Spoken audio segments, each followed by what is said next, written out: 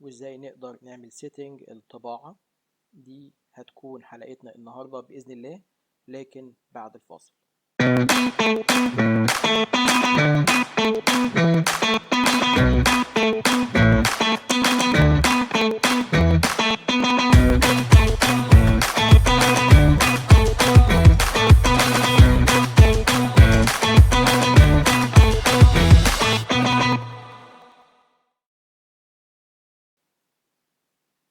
ورجعنا لكم تاني، والنهاردة احنا هنتعلم ازاي نعمل الطباعة، ازاي نقدر نطبع بريد الكتروني، وازاي نقدر نطبع جزء من الليستة اللي احنا شايفينها قدام عينينا ديت وكم صفحة، وازاي نقدر نطبع وش وظهر، وازاي نقدر نطبع الاتاتشمنت فقط، وازاي نقدر نحول لبي دي اف.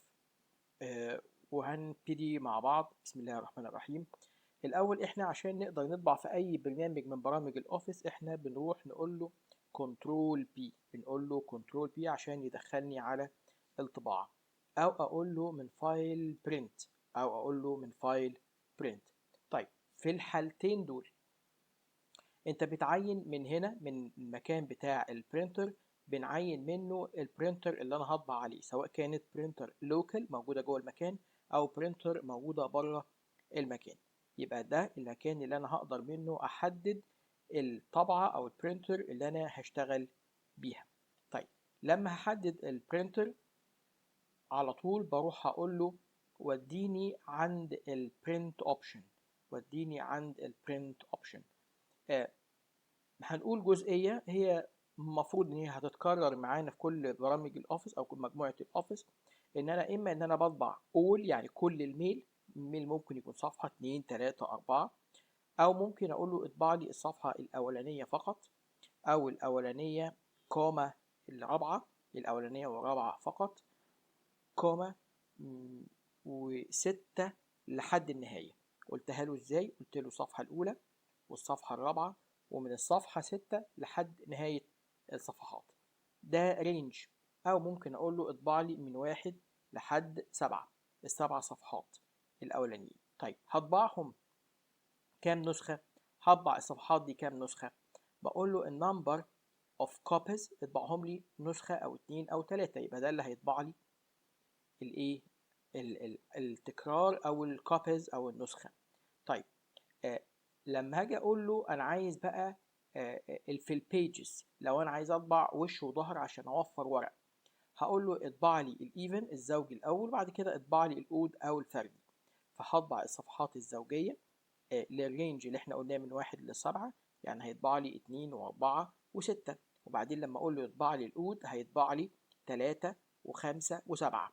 يبقى هاخد الورق واقلبه واحطه تاني، هيقوم طابع لي على الظهر بتاعه، وادبسهم من الجنب اصبحت زي الكتاب او الكراسه مطبوعه وش وظهر وبالترتيب. طبعا الطباعه لازم تكون كولات، اللي هي الكوبيز دي اللي هي معناها الترتيب.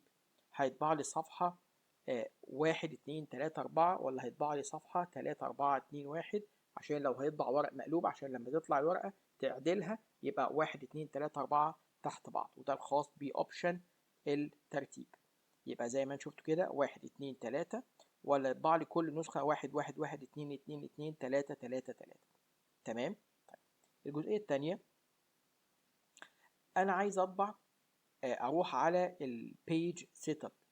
هو الطباعة زي ما احنا شايفين ورا كده، مفيش حاجة موجودة هنا، مفيش حاجة موجودة هنا، مفيش حاجة موجودة هنا، لكن أقدر أقول له في الهيدر أند فوتر حط لي في الجنب اليمين، حط لي في الجنب اليمين حاجة اسمها page، وبعدين مسافة، وهعمل سهمين، وبعدين أقول له pages، وبعدين سهمين. إيه الحكمة؟ هقول له اطبع لي قدام البيج رقم الصفحة، واطبع لي قدام البيجز رقم الصفحات التوتال. بمعنى إن أنا لو عندي 7 صفحات، هيبقى اللي مكتوب على الورقة في الجنب اللي فوق هنا، لأن هو مقسم لي الصفحة هيدر، ال3 سيكشنز دول هيدر، وال3 سيكشن دول فوتر. الهيدر الجزء اللي فوق يمين وشمال وسنتر، والفوتر ليفت رايت سنتر. هنا بقول له في الاب او في الجزء الهيدر في الجنب الرايت اطبع لي البيج على البيجز، بمعنى ان انا بقول له اطبع لي صفحه 1/7 وبعدين 2/7 وبعدين 3/7. فلو نقص الصفحه عندي ما لقيتهاش اعرف ان في صفحه رقم 5/7 مش موجوده. تمام، يبقى لازم يطبع لي ده على ده. تعالوا نشوف كده شكلها عامل ايه لما هقول له في البريفيو. بصوا طبع لي كام؟ 1/1. طبعا لو الميل كان اكتر من صفحه او 2 او 3 كان هيقول لي كام على كام. طيب تعالوا نكمل تاني في الاوبشنز. انا هروح برضه اقول له على البيج سيت اب، وفي الهيدر اند فوتر هقول له في النص حط لي الديت، وفي الجنب الشمال هنا قول لي الجهاز ده طابع من انهي يوزر، ومن الجنب اليمين هنا هقول له اطبع لي الساعة.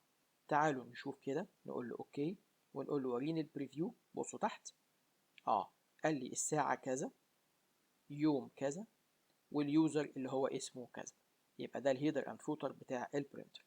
طيب اقدر اطبع الميل واقدر اطبع في الميمو زي ما انتم شايفين في الميمو ستايل، واقدر اقول له اطبع لي شكل ده اللي هو الشكل اللي قدام عينينا ده يا جماعه، اللي هو الشكل ده اللي احنا شايفينه قدام عينينا بيعدي، هو ده اللي هو هيطبعه لنا. الايميلات اللي جايه بالهيدر بالسبجكت بتاعها وجزء سطر او سطرين من اول كل ميل. بعض الاحيان هنحتاج الاوبشن ده. هروح تاني اقول له كنترول بي، لكن انا في الحاله دي انا محتاج ميل عشان اجرب عليه اوبشن لحضراتكم. وليكن ده في اتاتشمنت. هنا الميل زي ما انتم شايفين ده البادي بتاعه. هقول له كنترول بي ووريني الاوبشن print attached file. print attached file، وانا حددت له هنا البرينتر نوعها ان هي بتطلع بي دي اف. طيب هقول له بريفيو.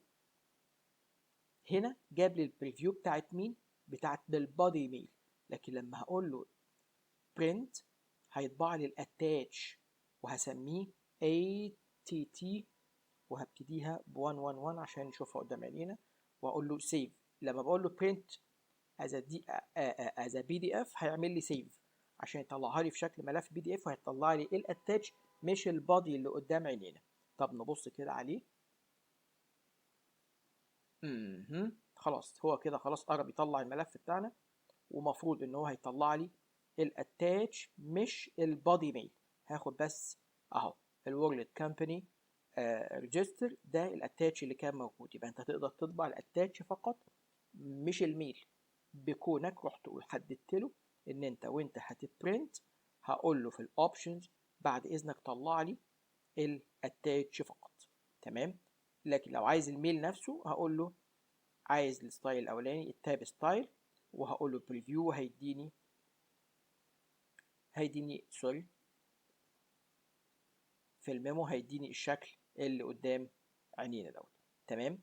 يبقى احنا كده قدرنا النهارده بشكل سريع نقدر او عرفنا البدايات بتاعه البرينتنج، ازاي نقدر نبرنت ميل بالهيدر اند فوتر. هنعرف في حلقه جايه ازاي نقدر نطبع على طبعه بره المكان، بره اللوكيشن اللي احنا فيه، والاوبشنز المختلفه اللي نقدر نستخدمها في البرينتنج. دي كانت حلقتنا النهارده. اتشرفت بيكم ودمتم في امان الله.